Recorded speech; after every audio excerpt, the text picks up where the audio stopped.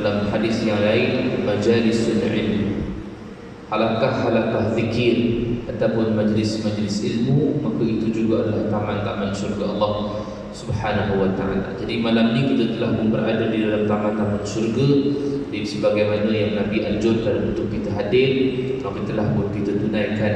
Dan mudah-mudahan dalam dunia kita duduk dalam taman-taman syurga, mudah-mudahan di hari akhirat kita benar-benar berada di dalam syurga Allah Subhanahu wa ta'ala. InsyaAllah malam ini kita sambung lagi pengajian kita Nasihat Agama dan Wasiat Iman Al-Imam Al-Haddad rahimahullah ta'ala. Kita sampai pada buku surat yang ke-139, memelihara rawatib dan sunat. Kita masih lagi berada pada bahagian yang kedua dalam kitab ini. Dan ini pun tak lama dah, tak banyak dah kita bincang berkaitan dengan solat. Hanya tinggal lagi beberapa perkara. Kemudian kita akan masuk bahagian yang ketiga dalam kitab ini. Kita akan bincang perihal zakat. Dan kita tahu dah, dan pada kuliah yang dulu pun kita dah sebut, ia ini bukan kitab fiqh, tetapi ia membicarakan tentang adab ataupun tasawuf, macam mana untuk menambahkan markah dan ibadat. Dan pada kuliah yang lalu telah selesai kita bincangkan berkaitan dengan solat Jumaat, apa yang perlu ada dalam solat Jumaat, apa yang perlu keutamaan pada hari Jumaat, kefarduan hari Jumaat. Dan juga kita dah bincang berkaitan dengan kelebihan sembahyang berjemaah, saf paling awal, menjaga solat-solat yang fardu. Yang utama adalah solat asar, hafizu ala salawat wassalatil wusta wa qumu lillahi qanitin, kata Allah. Peliharalah solat-solat dan juga solat asar ataupun solat pertengahan. Al-wusta artinya solat pertengahan, itulah solat asar. Kita dah cerita dah kelebihan-kelebihan yang ada, dan itulah antara yang kita bincangkan pada kuliah yang lalu. Dan setelah selesai kefarduan 5 solat fardu, dan kita tambah dengan fardu yang ke-6 iaitulah Jumaat. Kemudian kita dah masuk berkaitan dengan sunat-sunat. Apa dia sunat-sunat yang ada dalam seharian kita dan apa yang kita boleh buat. Sebab sunat-sunat ini adalah tambahan, additional. Tak buat tak apa. Sebab tu dia panggil sunat. Kan, kalau kata sunat bermaksud kalau dia buat dapat pahala, dia tinggalkan tak dapat dosa. Jadi kalau sunat itu perkara yang boleh menambahkan amalan kita. Apa saja solat-solat sunat harian, dan kita akan bincang nanti perkara berkaitan dengan solat sunat rawatib. Kita akan bincang dengan solat sunat witir. Kita akan bincang solat sunat duha. Kita akan bincang solat sunat tasbih. Kita akan bincang solat di antara maghrib dan isya, awabin, dan macam-macam lagi. Itu bahagian yang kita akan bincangkan pada bab ini. Dan selesailah. Tapi banyak jugalah perkara yang perlu kita bahas. Cuma nak sebutnya, itulah yang kita akan bincang lagi berkaitan dengan solat-solat. Termasuklah solat sunat-sunat yang kita akan bincangkan malam ini, ialah solat sunat rawatib. Kata Imam Al-Haddad, Bismillahirrahmanirrahim, qala al-musannif rahimahullahu ta'ala wa nafa'ani wa iyyakum bi ulumihi bid dharaini amin ya rabbal alamin. Tidaklah sempurna memelihara semua sembahyang-sembahyang fardu, melainkan dengan memelihara juga semua rawatib dan sunat-sunat yang dianjurkan oleh Nabi SAW untuk mengerjakannya sebelum dan sesudah sembahyang-sembahyang fardu.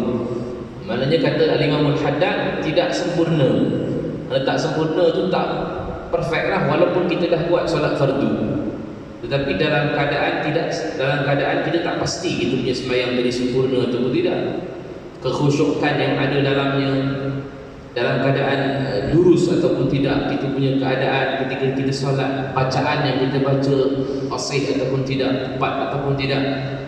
Jadi dalam keadaan yang tidak sempurna, maka kata Al-Imam Al-Haddad, maka tambah solat-solat sunat ini sebagai tampung kepada solat-solat fardu yang tidak sempurna tadi.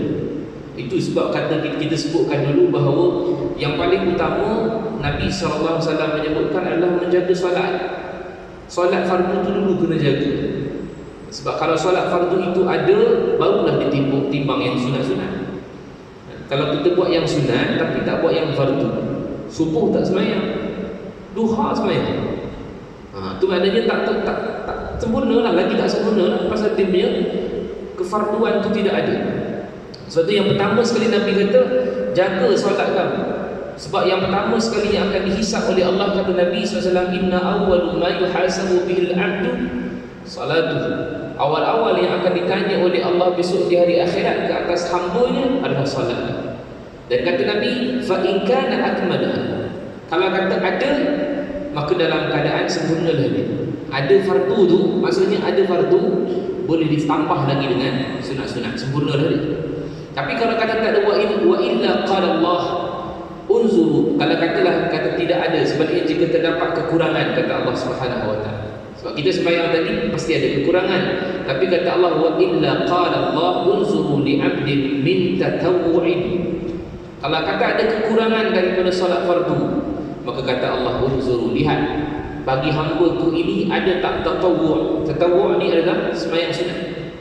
Lihat kalau ada sembahyang sunat, fa in wujida lahu tatawwu', maka kalau ada sembahyang sunatnya, maka lengkapkan solat sunat itu dengan fardu tadi. Kepilkan dia, kan, tampung dia. Yang tak khusyuk tadi, tampung dia. Yang tak berapa perfect bacaan tadi, tampung dia dengan sunat. Tapi kata Nabi sallallahu alaihi wasallam, qala akmilu bihil fardhah, maka pada ketika itulah kekurangan yang terhadap apa yang ada, maka kesemua yang ditampung tadi itu akan menyempurnakan al-fardhah, iaitulah yang fardu-fardu tadi. Itu yang disebutkan oleh Nabi sallallahu alaihi wasallam dalam hadis riwayat Imam Al-Nasai. Sebab itu sangat-sangat dituntut untuk kita buat perkara yang fardu atau perkara yang sunat ni. Apatah lagi yang dituntut oleh Nabi sallallahu alaihi wasallam ialah rawatib. Rawatib ni maksudnya sesudah dan selepas sembahyang. Kita ada solat sunat qabliyah, ini sebelum. Kita ada solat sunat ba'diyah, selepas. Dan di antara qabliyah dan ba'diyah ini ada yang muakkad dan juga ada yang ghair muakkad. Muakkad maksudnya yang dituntut, ghair muakkad yang tak dituntut. Tetapi tuan-tuan jangan salah faham, bila sebut tidak dituntut bukan bermaksud tak buat. Ada kelebihan yang Nabi SAW sebutkan, walaupun dia ghair muakkad, kelebihan dia bawa. Nanti kita akan baca sikit berkaitan dengan itu. Cuma kalau kata yang muakkad ini, dia ada beza pandangan para ulama. Ada yang kata 12 rakaat, ada yang kata 10 rakaat berdasarkan hadis-hadis yang dikemukakan lah. Nanti kita akan bacakan hadis-hadis dia. Tapi yang paling banyak yang muakkad. Okey, kita tak cerita muakkad lagi, kita cerita semua yang ada. Yang pertama, salat subuh hanya ada 2 rakaat saja sebelum subuh. Itu qabliyah subuh dia bagi. Kita akan cerita kelebihan. Yang zuhur dia ada 4 rakaat sebelum zuhur, ada 4 rakaat selepas zuhur. Untuk asar dia ada sebelum asar 4 rakaat, selepas asar tak ada sembahyang langsung. Maghrib dia ada 2 sebelum maghrib, dia ada 2 selepas maghrib. Isyak dia ada 2 sebelum isyak, dia ada 2 selepas isyak. Okey, itu saja. Tapi dekat sini yang banyak-banyak ni ada yang muakkad, ada yang ghair muakkad. Baik, Nabi SAW sebutkan dalam hadis riwayat Muslim, Nabi kata, ma min 'abdin muslimin yusalli lillah kulli yawmin 16 raka'at tatawwu'an ghaira fariḍah illa bana Allah lahu baitan fil jannah. Kata Nabi, tidaklah satu orang hamba yang Islam itu atau Muslim itu mengerjakan salat itu kerana Allah dalam satu hari 16 rakaat ataupun dipanggil sebagai 12 rakaat dalam satu hari. Ini yang kita kira tadilah. Kan, kita kira tadi 12 rakaat itu mana, nanti kita akan ceritakan. Kemudian kata Nabi SAW, maka Allah Subhanahu wa taala akan bangunkan untuk dia satu rumah di dalam syurga, baitan fil jannah. Baitan ini kita tak panggil rumah macam kita lah. Kan, kita tak panggil rumah dalam syurga ni istana lah, paling rendah bos pun, kan, paling rendah pun istana. Sebab hadis yang kita pernah baca Bukhari Muslim, orang terakhir masuk dalam syurga pun 10 kali ganda nikmat dunia dia dapat. Takkanlah kita yang bukan jangan bayangkan kita orang terakhir. Kan, yang terakhir itu dia punya azab dulu baru dia masuk. Tapi yang terakhir ni Nabi tengah cerita dekat para sahabat, yang terakhir ni masuk dalam syurga pun Allah kata, Nabi ceritakan, Allah sebut kepada dia, kamu akan dapat 10 kenikmatan dunia ni dalam syurga. Itu paling rendah. Dah kala kita yang duduk dalam syurga tu, yang boleh jadilah kita doakan agar kita semua masuk syurga dalam keadaan tanpa hisap. Kalau kena hisap pun hisaban yasira, dia hisap yang mudah, maknanya lagi besar lah rumah kita. Tapi dia sebut baitan dekat situ, ialah nampakkan gambaran bahawa memang akan ada rumah-rumah yang lain juga di dalam syurga. Sebab kita duduk rumah kan berjiran ada semua kan. Maksudnya jangan bayangkan kita duduk syurga seorang. Maksudnya jangan apa syurga seorang lah, macam ni seorang yang masuk syurga. Semua masuk syurga juga lah, ada jiran. Ada pasar macam jumpa macam-macam. Itu bab lain lah ceritanya kan. Sebab kelebihan dia kata Nabi dalam hadis yang sahih riwayat Muslim, tidaklah satu orang yang Islam itu dia tatawwu', dia sembahyang sunat 12 rakaat, mana yang sunat tadi lah, nanti kita akan cerita 12 tu, maka Allah akan binakan pada dia dalam syurga besok istana yang besar, rumah yang besar. Itu satu hadis yang mengemukakan tentang solat itu. Baik. Kemudian dia disebutkan juga oleh Nabi sallallahu alaihi wasallam, Ummu Habibah riwayatkan 12 rakaat ni. 12 rakaat ini solat apa? Ini jelas disebutkan oleh Ummu Habibah. Dia kata dia pernah dengar Nabi sallallahu alaihi wasallam sebutkan 12 rakaat itu, kata Nabi. Man shalla fi yawmin wa lailatin 16 rakaat. Kata Nabi sallallahu alaihi wasallam, siapa yang solat pada siang hari dan malam harinya 12 rakaat, maka kata Nabi, bunyalahu baitun fil jannah, Allah akan binakan baginya dalam syurga itu satu istana ataupun rumah. Kata Nabi, arba'an qabla zuhri. 12 rakaat itu ialah 4 rakaat sebelum zuhur, wa rak'ataini ba'daha, 2 rakaat selepas zuhur. Okey, kena bayang dulu nanti kalau kita lepas pandang ada terlupa. Subuh belum masuk lagi, zuhur ni yang Nabi sebut bahawa 4 rakaat sebelum zuhur, itu yang Nabi sebut, yang 12 rakaat tadi tu 4 rakaat sebelum zuhur. Kemudian 2 rakaat selepas zuhur, walaupun ada 4 kan, tapi Nabi kata yang 2 selepas tu yang kena buat. Kemudian kata Nabi, wa rak'ataini ba'dal maghrib, 2 rakaat setelah maghrib. Tadi alhamdulillah kita buat dah. Kemudian wa rak'ataini ba'dal isya, 2 rakaat setelah isya, wa rak'ataini qabla salatil fajr, dan 2 rakaat sebelum salat subuh. Saya ulang balik 12 rakaat itu ialah 4 rakaat sebelum zuhur, kemudian 2 rakaat selepas zuhur, kemudian 2 rakaat setelah maghrib, kemudian 2 rakaat setelah isya, dan kemudian 2 rakaat sebelum subuh. So 12 lah. 12 ini yang disebutkan oleh Ummu Habibah, yang Nabi SAW sebutkan kepada dia bahawa 12 rakaat inilah yang Nabi SAW sebutkan bahawa Allah akan memberikan ataupun membinakan bagi dia satu rumah di dalam syurga Allah Subhanahu wa taala. Adapun hadis yang lain yang mengemukakan bahawa bukan 12 tapi yang muakkad ialah 10. Bukan 12 tapi muakkad adalah 10. Ini juga hadis yang sahih, riwayat Imam Al-Bukhari. Mungkin kita kata, Ustaz, kenapa ada beza-beza macam tu? Mungkin yang dia dengar tu daripada orang lain, yang dia dengar daripada orang lain, itu standard lah, biasa kan. Bila kita dengar daripada orang lain, maka lain pula dia punya hadisnya. Yang ni pula dengar daripada Nabi lain pula. Sebab kadang-kadang Nabi sebut kepada orang yang Nabi tahu kelemahan dia dekat mana. Contoh, ada orang nak pergi perang, ada orang nak pergi perang, dia tanya Rasulullah, aku nak ikut kau perang. Nabi kata, kamu ada mak ayah masih lagi hidup? Dia kata, na'am. Nabi kata, irji' balik dan berbakti pada ibu dan ayah. Itu perang yang lebih besar. Tapi Nabi tak kata pada semua orang. Nabi kata pada dia, berkemungkinan dia masih lagi tidak berbakti pada ibu dan ayah. Takut dia masuk dalam tentera ni, dalam kumpulan tentera Islam, menyebabkan tak boleh menang. Nabi tak kata pada semua orang. Ada perkara-perkara yang Nabi sebutkan. Muaz bin Jabal contohnya, Nabi keluarkan lidah dia. Nabi kata, kuf hadha. Nabi kata, tahan oleh kamu akan lidah ni. Sebab apa? Kita tak tahulah apa yang disebutkan oleh Nabi SAW kepada Muaz. Mungkin disebut tak, Muaz agaknya mungkin terlepas banyak cakap dan seumpamanya. Nabi kata, kul, tahan lidah kamu daripada bercakap benda-benda yang tidak baik ataupun mungkin tidak berfaedah. Sama lah dengan ni, kenapa dia beza-beza? Tadi Ummu Habibah, yang ni riwayatkan adalah Abdullah bin Umar. Abdullah bin Umar ialah ipar Nabi, adik ipar Nabi. Tadi Ummu Habibah, isteri Nabi. Ini Abdullah bin Umar, ipar Nabi, mungkin lain pula kan. Abdullah bin Umar ni adik kepada Hafsah binti Umar. So dia ni ketika Nabi wafat, umur dia belasan tahun. So dia muda lah di Madinah. Nabi SAW dengan dia kira muda. Dia sebaya dengan Abdullah bin Abbas, sebaya dengan Anas bin Malik, sebaya dengan Abdullah bin Zubair. Dipanggil sebagai sigharus sahabat yang kecil, junior. Jadi lain pula Nabi sebut pada dia. Maka Nabi kata pada dia, kata Abdullah bin Umar, hafiztu minan Nabi sallallahu alaihi wasallam, aku hafal daripada Nabi sallallahu alaihi wasallam 10 rakaatin, 10 rakaat yang Nabi sebutkan supaya semua buat. Nabi disebutkan bahawa Abdullah bin Umar kata, rak'ataini qabla zuhri, iaitulah 10 rakaat yang kena buat tu, yang yang Allah binakan syurga untuk dia itu 2 rakaat sebelum zuhur. Tadi yang riwayat Ummu Habibah 4 rakaat sebelum zuhur, ini 2 je. 2 rakaat sebelum zuhur, kemudian wa raka'ataini ba'daha, kemudian 2 rakaat selepas zuhur.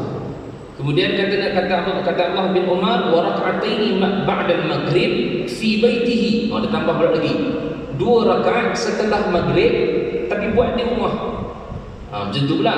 Kemudian wa raka'ataini ba'da al-isya fi baitihi, dan 2 rakaat lagi selepas isya fi baitihi, sama juga buat di rumahnya. Dan yang terakhir wa raka'ataini qabla salati subhi, dan 2 rakaat ialah sebelum subuh. Ini ada syaratnya pula, sembahyang di rumah. Tadi tak ada. Ummu Habibah punya riwayat, buatlah di mana pun, janji buat, tapi 12 rakaat maka Allah bina syurga untuk dia. Yang ni 10 rakaat juga Allah bina syurga untuk dia, tetapi dalam keadaan ada 2 rakaat, ada 2 sembahyang yang kena buat di rumah. Tapi tidaklah wajib kan? Tak wajib. Sebab kita tahu Nabi SAW dia solat sunat semua di rumah. Nabi tak pernah solat sunat di masjid, semua di rumah. Tapi sebab kita tahulah rumah Nabi sebelah aja. Kan? Nanti kita rumah jauh daripada masjid, takut balik kan tak buat pula. Nanti kita ikut sunnah, kita balik kan, kita buat balik-balik, tengok Allah cerita Piramli pula Surga 69 langsung tak edit. Baik buat dulu di masjid, balik selesai dah. Sebab kita tahu keupayaan kita, kemampuan kita macam mana. Kalau kita rasa kita mampu untuk buat di rumah, buat, tak ada masalah. Itu sunnah Nabi SAW. Baik, jadi itu yang disebutkan oleh Nabi SAW, beberapa rakaat yang disebutkan supaya kita dapat tahu yang mana muakkad dan juga mana yang ghair muakkad. Baik.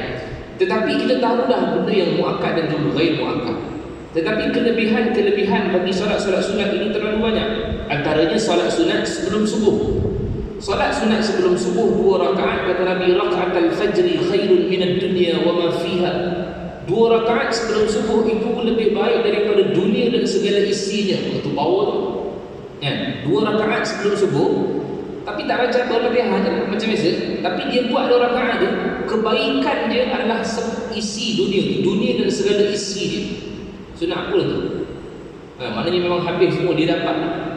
Segala kebaikan yang dunia dan isi tu dia dapat. Sebab tu macam mana keadaan sekalipun, kita ni kalau tak sembahyang berjemaah pun, tiba-tiba sembahyang di rumah.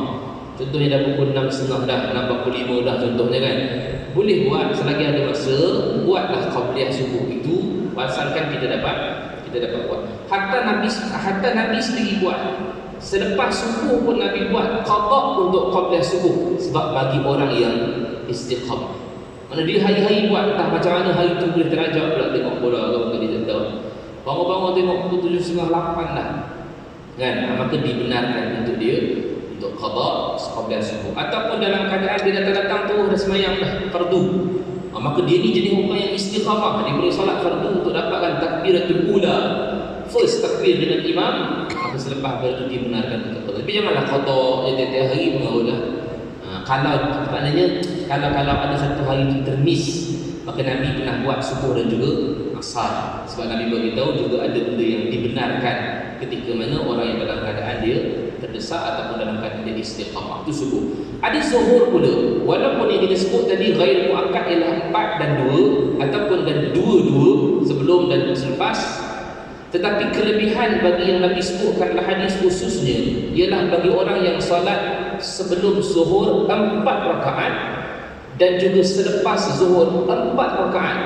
Sebenarnya sebelum dan selepas kena ada. Nabi kata orang ini haram dibakarkan kulitnya di dalam api neraka. Itu power. Nabi tak kata 2 tadi. Nabi tak kata 2 diharamkan. Nabi tak kata 4 diharamkan, tak. Nabi kata 4. Maka orang yang mengamalkan ini diharamkan kulitnya untuk dibakarkan dalam api neraka. Untuk yang solat asar, kita sebut tadi 2 hadis, 12 rakaat dengan 10 rakaat. Tak ada langsung solat sunat asar, tak ada kan? Sebab solat sunat asar bukan muakkad. 2 pun bukan, 4 pun bukan.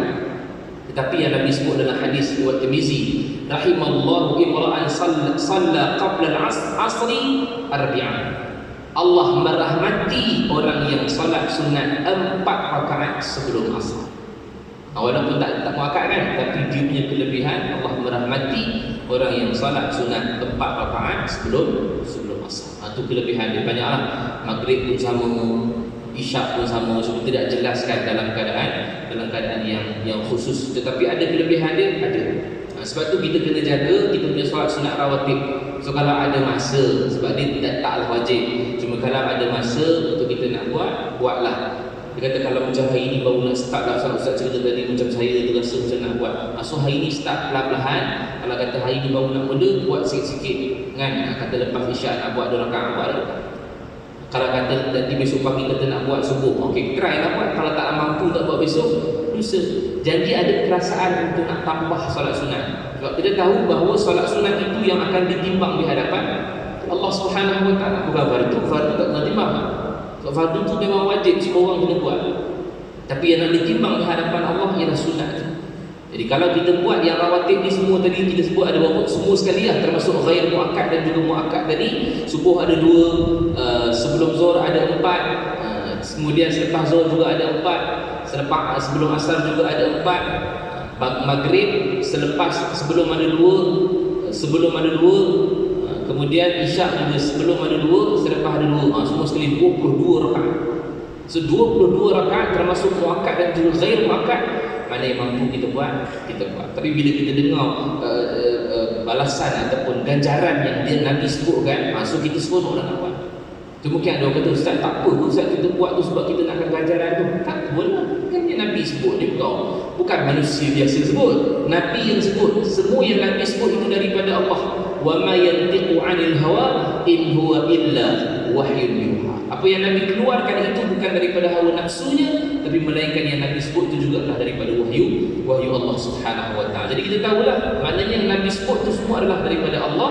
Maka kalau Nabi yang sebutkan ada ganjaran-ganjaran besar seperti dunia dan seisinya, diharapkan bakar dalam neraka Allah merahmatinya dan banyak ganjaran lain, bermaksud kita boleh solat dengan mengharapkan itu.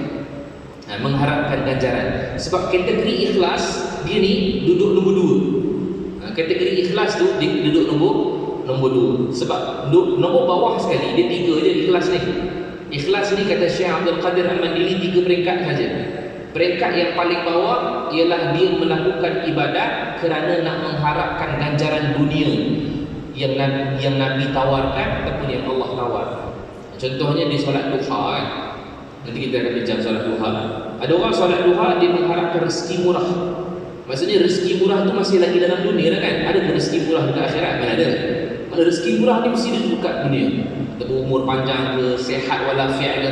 Segala apa yang dibuat itu ada balasan dalam dunia, itu juga dipanggil ikhlas, tapi ikhlas paling rendah. Ikhlas lah juga, tapi paling rendah. Nanti kita dah tahu, nanti kita naikkanlah advance sikit. Naik sikit satu peringkat, nombor 2, tengah-tengah. Yang dia buat ibadat itu bukan lagi kerana ganjaran dunia, tapi dia buat kerana ganjaran akhirat dari itu.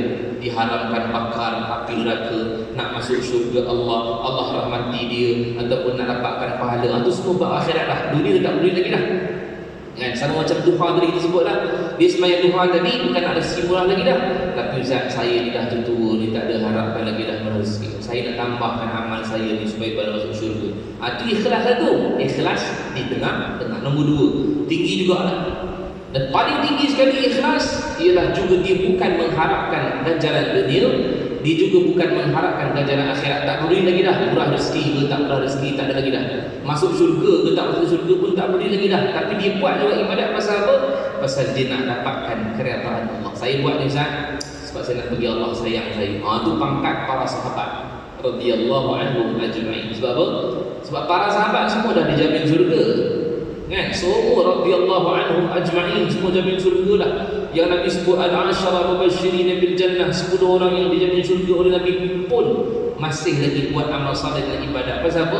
Pasal mereka bukan buat lagi untuk syurga. Mereka buat kerana bagi Allah sayang bagi dia. Ini peringkat paling tinggi. Boleh tak kita sampai tahap tu Ustaz? Boleh ya. Tapi perlahan-lahan. So jangan kejar tiba-tiba kan jadi penat. Jadi perlahan-lahan dia flow tu akan pergi secara perlahan-lahan, maka dia akan pergi satu peringkat yang lebih tinggi daripada itu, namanya As-Siddiq. Tinggi lagi lah. Atas ikhlas tu As-Siddiq. Itu bab lain, nanti kita akan bincang bab tu. Cuma yang itu disebutkan oleh Nabi SAW supaya dalam keadaan kita tahu itulah tambahan-tambahan yang perlu kita lakukan. Jadi kalau kata kita buat itu kerana ada ganjaran Nabi sebutkan tadi, maka bolehlah sebab itu dibenarkan di dalam Islam. Baik. Kemudian sebab ia dianjurkan ialah kerana sembahyang-sembahyang rawatib dan sunat itu dapat menggantikan sembahyang-sembahyang fardu yang tidak sempurna. Demikianlah sebagaimana yang diriwayatkan daripada Rasulullah, tegasnya jika terdapat dalam salah satu sembahyang fardu sesuatu kekurangan atau kekhilafan disebabkan kurang khusyuknya atau tidak hadirnya hati ketika itu ataupun sebagainya, maka sembahyang-sembahyang sunat yang akan menampal kekurangan itu serta memperbaiki kekhilafan tersebut. Itu dia punya faedah dia, kan? Kita buat rawatib tadi, maka rawatib tadi itu adalah penampal buat sembahyang fardu kita yang tidak sempurna. Tadi maghrib tadi pun kita sempurna, kan? Jangan anggap sempurna. Kalau anggap sempurna kita akan unjuk dengan ibadat. Kena anggap tak sempurna, tak apa.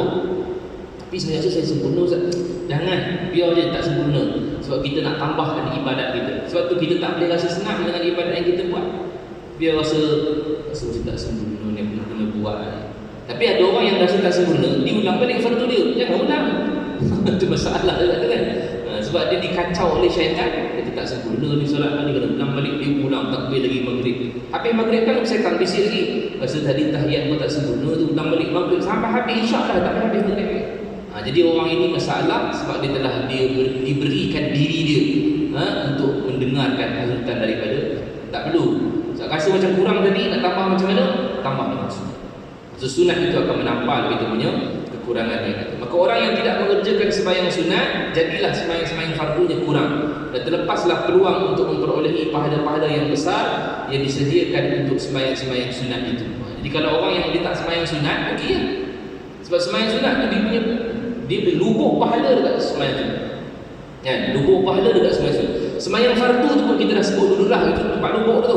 Sembahyang fardu kalau kita buat berjemaah, sembahyang fardu kita buat awal waktu, dalam bacaan tu kita baca ayat Quran yang panjang, perfect bacaan kita, rukuk kita baca takbir, kita baca tasbih, mengagungkan Allah Subhana Rabbiyal Azim wa bihamdihi, pahala. Kalau dibuat 3 kali, banyak lagi pahala. Sujud Subhana Rabbiyal A'la wa bihamdihi, pahala. Duduk antara sujud Rabbil firli warhamni wajburni, pahala. Jadi banyaknya pahala yang kita boleh dapat dalam solat fardu ni. Dan kalau kata solat sunat, lagi banyaklah pahala. Ada sebuah riwayat yang mengatakan bahawa perkara yang pertama dihitung, disebut tadi dah. Perkara pertama dihitung seorang hamba Allah di hari kiamat ialah sembahyang. Jika dapati sembahyangnya kurang, maka akan dilihat pula apakah ada baginya sembahyang sunat agar dapat menampal segala kekurangan yang berlaku dalam sembahyang fardu tadi. Sembahyang-sembahyang sunat yang dianjurkan itu telah termaklum dan terkenal dalam syariat yang mana tidak perlu dibicarakan lagi satu-satu. Saya dah sebut tadi, ada qabliyah, ada ba'diyah. Jadi nama dia semua itu dipanggil sebagai rawatib. Itulah diiringi solat fardu yang mengiringi solat sunat, namanya rawatib. Jadi kita sebut tadi semua total ada 22 dan yang muakkad ada riwayat kata 12, ada riwayat kata 10. Selesai. Kemudian kata Syekh Muqtadir Al-Mandili, kata Al-Imam Al-Haddad rahimahullah ta'ala berkaitan dengan solat sunat yang lain, itulah sembahyang witir. Kata Al-Imam Al-Haddad, sembahyang witir adalah salah satu sunat yang sangat dituntut dan dipinta melazimkan diri untuk mengerjakannya. Ini solat sunat witir. Jadi solat sunat witir ni ialah solat sunat yang sangat dituntut. Dalam hadis disebutkan innallaha witrun yuhibbul witra fa'utiru ya ahlul Quran, kata Nabi sallallahu alaihi wasallam. Allah ini ganjil dan Allah sukakan kepada keganjilan. Dan kata Nabi, fa'utiru, maka witirlah wahai ahli-ahli Quran, kata Nabi. Maka ahli Quran ni disebutkan dalam ahli muhaddisin, dia adalah orang yang beriman. Semua orang yang beriman akan baca Quran. So siapa yang dia berasa diri dia adalah orang yang beriman, maka sahut seruan Nabi autiru, maka maksudnya ganjilkan, maksudnya buatlah witir. Buatlah witir kerana itu adalah arahan daripada Nabi sallallahu alaihi wasallam. Ada satu hadis yang dia lebih keras dan syadid yang menyebabkan mazhab Hanafi ataupun Imam Abu Hanifah mewajibkan solat witir ini. Kita tahu solat witir dalam mazhab Imam Hanafi, Abu Hanifah wajib. So maksudnya dia ada 6 fardu. Kita 5 subuh, zuhur, asar, maghrib, isyak masuk dalam fardu juga. Jumaat kan. Tapi bagi mazhab Imam Hanafi, dia wajib 6 subuh, zuhur termasuk fardu Jumaat, asar, maghrib, isyak, witir. Berdasarkan satu hadis Nabi sallallahu alaihi wasallam, al-witru haqqun.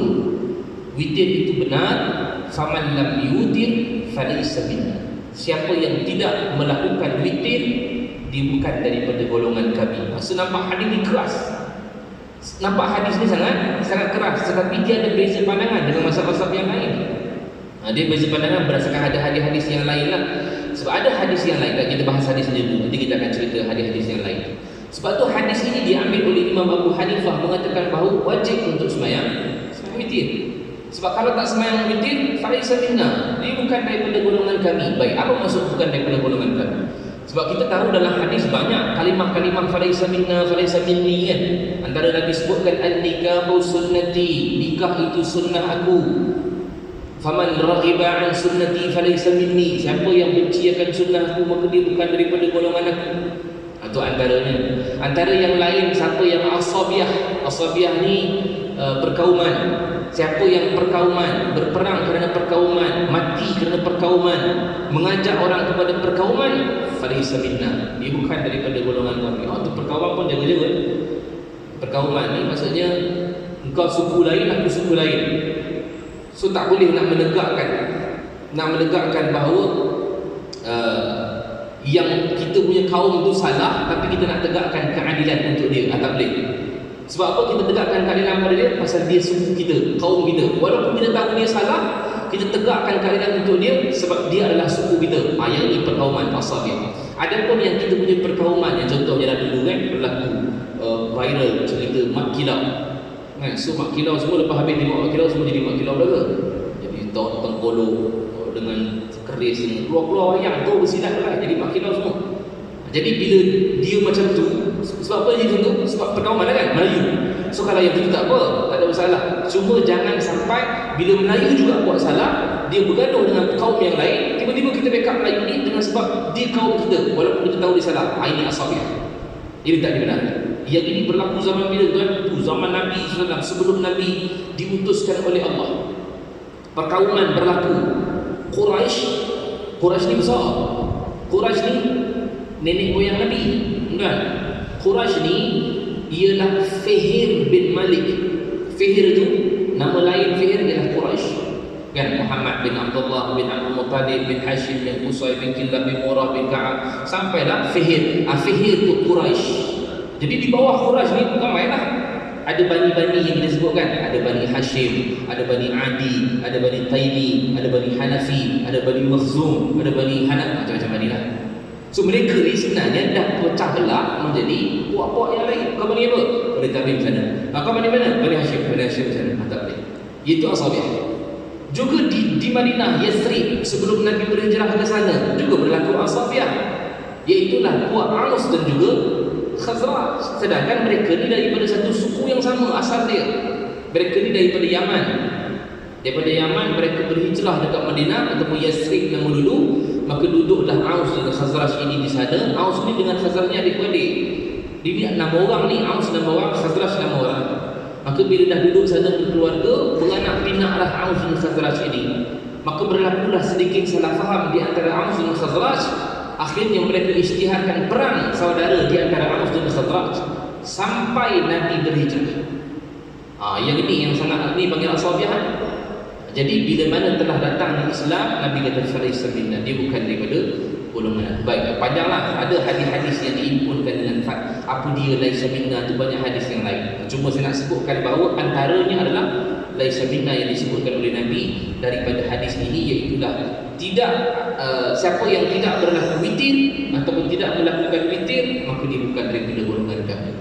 Jadi ini antara hadis yang dipegang keras oleh Imam Abu Hanifah sehingga dia mewajibkan untuk semua ataupun dia lah dan ajaran dia menyebabkan dia menjadi fardu.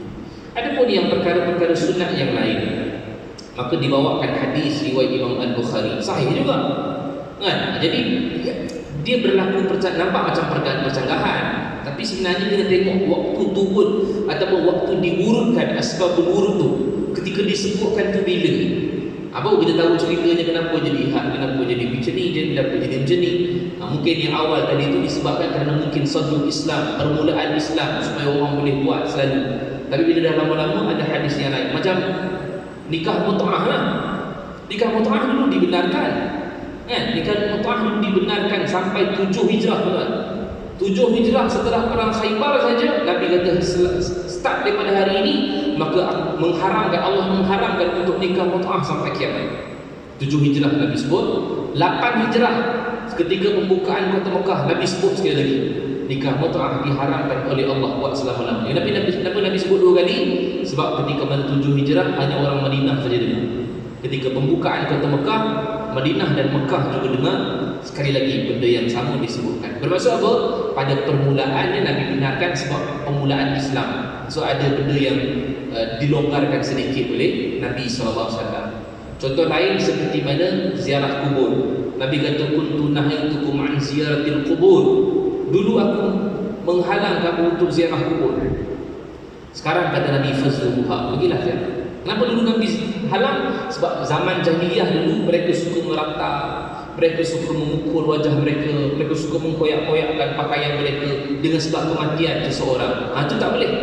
Itu zaman jahiliyah. Jadi Nabi haramkan untuk pergi sementara. Bila Islam dah masuk perlahan-lahan, orang dah mula faham Islam, Nabi kata fazuruha.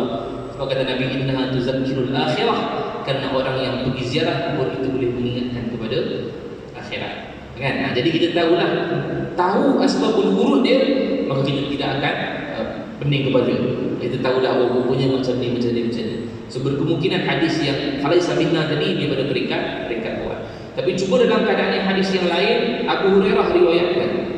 Abu Hurairah kata ausini khalili sallallahu alaihi wasallam bi salasin.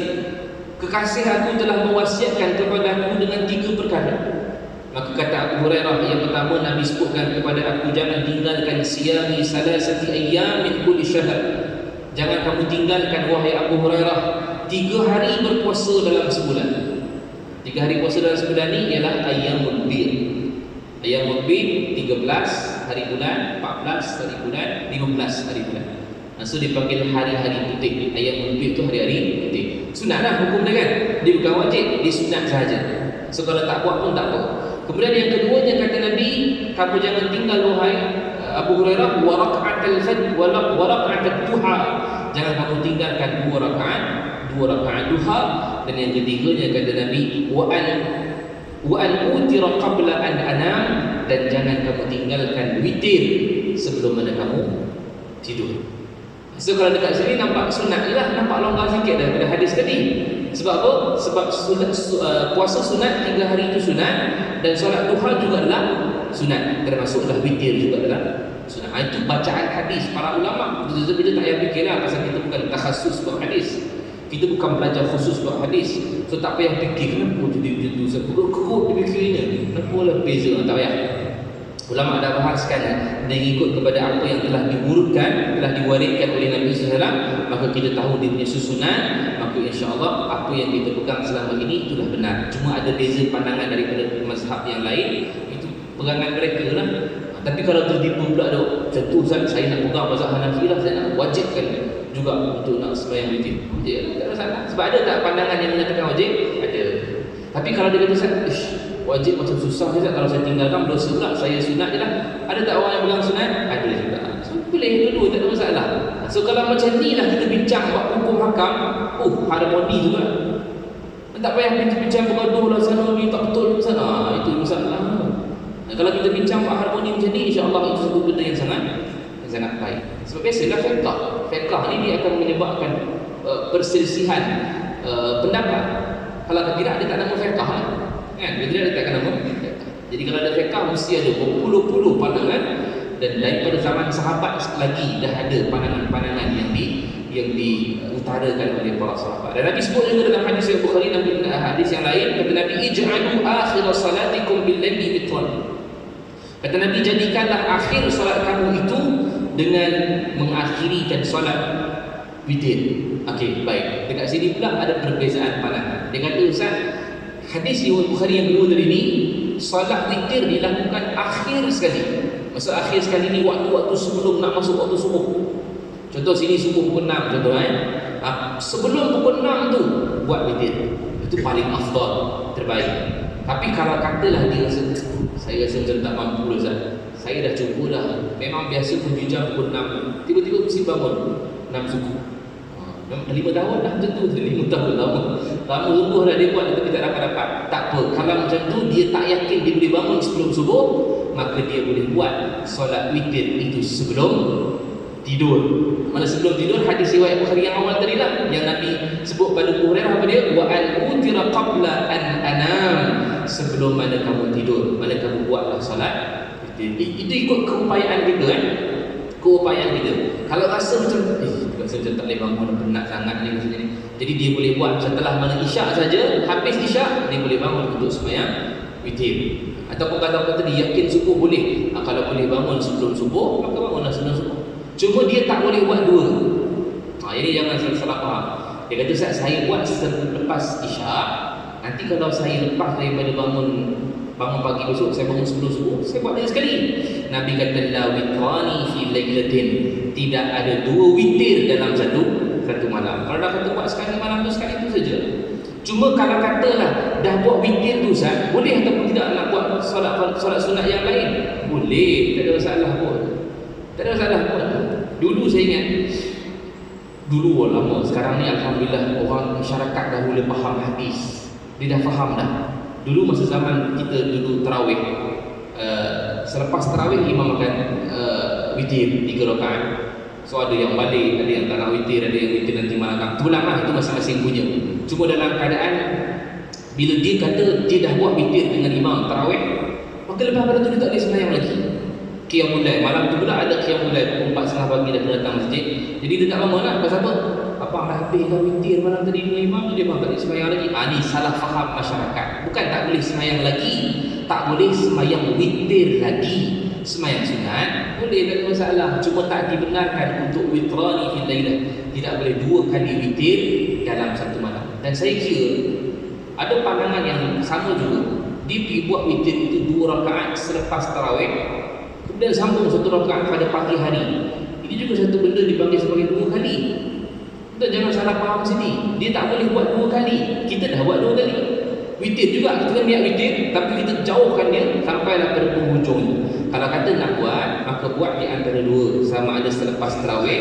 Kalau kata dia buat selepas tarawih, ada hadis lain. Hadis lain yang mengatakan bahawa siapa yang ikut imam selepas tarawih, masa tarawih sampai imam bagi salam, maka Allah ampunkan dosa dia semuanya, dan pahala banyaklah bagi orang yang ikut imam. So imam biasa kan habis witir terus, semua sekali kan 3 rakaat. Cuma kalau katalah dia buat semua tu, dapat pahala yang banyaklah. Tapi selepas daripada itu dia bangun untuk Qiyamul Lail, imam malam tu dia buat witir pula, maka kita tak dibenarkan buat lagi. Sebab lain banyak lagi je boleh.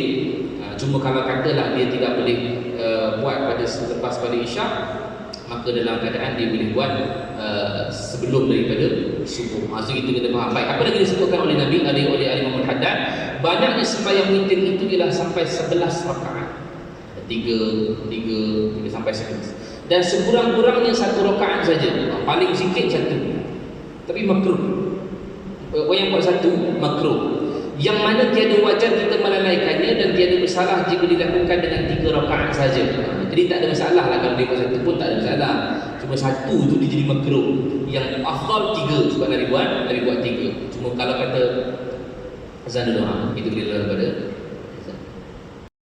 Allah Ta'ala menyebutkan kepada kita tentang sembahyang witir yang dibawakan hadis, innallaha witrun yuhibbul witra. Allah itu ganjil ataupun isa, maka Allah sukakan kepada keganjilan. Fa'utiru ya ahlul Quran, maka witirlah wahai ahlul Quran, itulah orang-orang yang beriman. Kemudian dibawakan hadis lain disebutkan al-witru haqqun, witir itu benar. Dan kata Nabi, faman lam witir falaysa minna, siapa yang tidak melakukan witir, maka dia bukan daripada golongan kami. Dan ini antara yang dibawakan oleh Imam Abu Hanifah di dalam mazhabnya, mengatakan wajib untuk sembahyang witir. Tapi bagi mazhab yang lain dia agak longgar, Maliki, Syafi'i dan juga Hambali, berdasarkan hadis riwayat Abu Hurairah radhiyallahu anhu, yang Abu Hurairah sebutkan tadi bahawa 3 perkara yang jangan ditinggalkan setelah diberikan wasiat Nabi kepada Abu Hurairah, iaitulah yang pertama puasa 3 hari dalam sebulan, iaitulah puasa hari putih 13, 14 dan 15 hari bulan. Dan yang keduanya adalah 2 rakaat salat sunat duha, dan yang ketiganya adalah salat sunat witir sebelum tidur. Jadi tiga-tiga itu adalah perkara yang sunat berdasarkan kefahaman para ulama muhaddisin. Dan kita sebutkan tadi sebanyak-banyak witir yang boleh dilakukan 11, dan sekurang-kurang witir adalah 1, dan paling afdal kata Imam Al-Haddad 3 yang biasa kita buat di bulan Ramadan. Dan katanya kalau katalah buat 3 rakaat, maka sunat ia membacakan rakaat pertama surah Al-Fatihah, kemudian diiringi dengan surah Al-A'la, Sabbihis Rabbikal. Biasalah yang biasa kita dengar imam baca kan.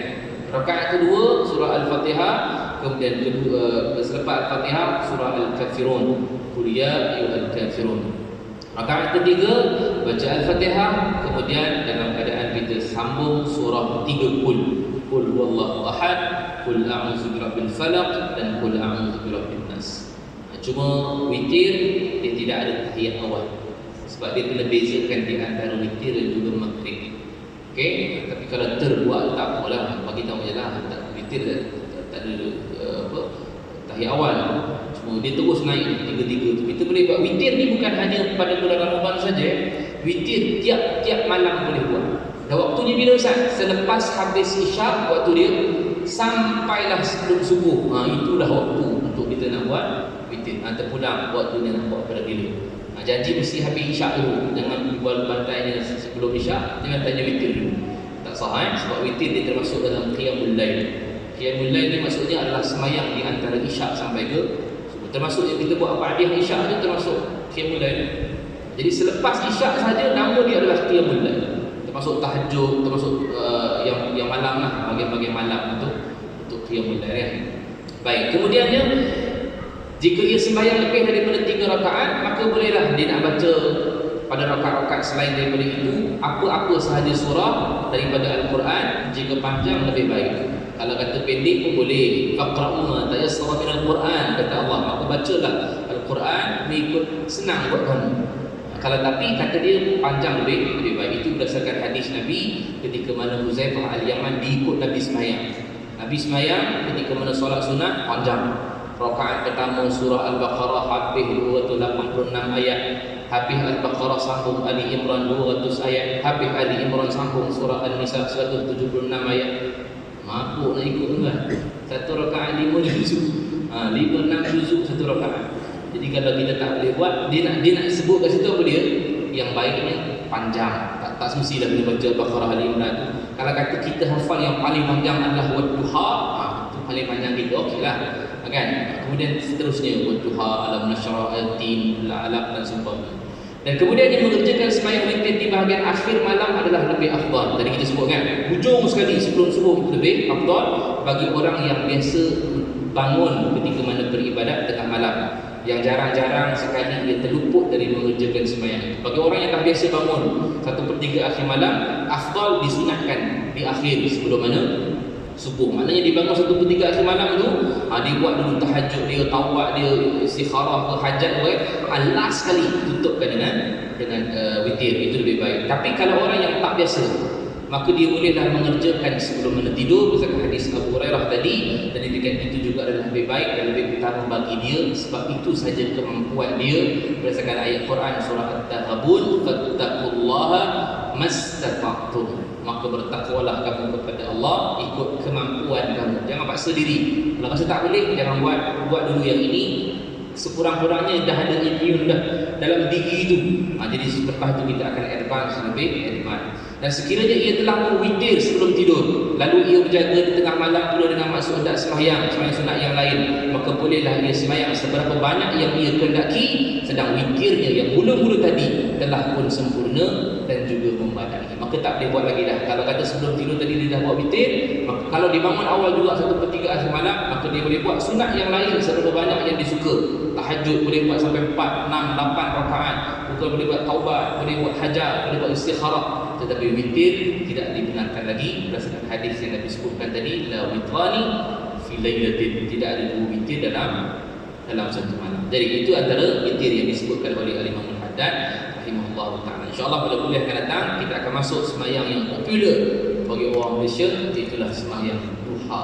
Maksud sembahyang duha antara sembahyang yang popular, kita nak tengok berapa banyak rakaat yang ada dan apa yang Nabi SAW buat, berapa rakaat dalam sembahyang duha. Ada ke bacaan-bacaan khusus duha ni kan, sebab ada orang dia tak nak duha, sembahyang duha pasal dia tak hafal wasyamsi wa duhaha tu. Itu yang dimalas sembahyang tu. Adakah dia kena wajib itu ataupun ada bacaan-bacaan lain?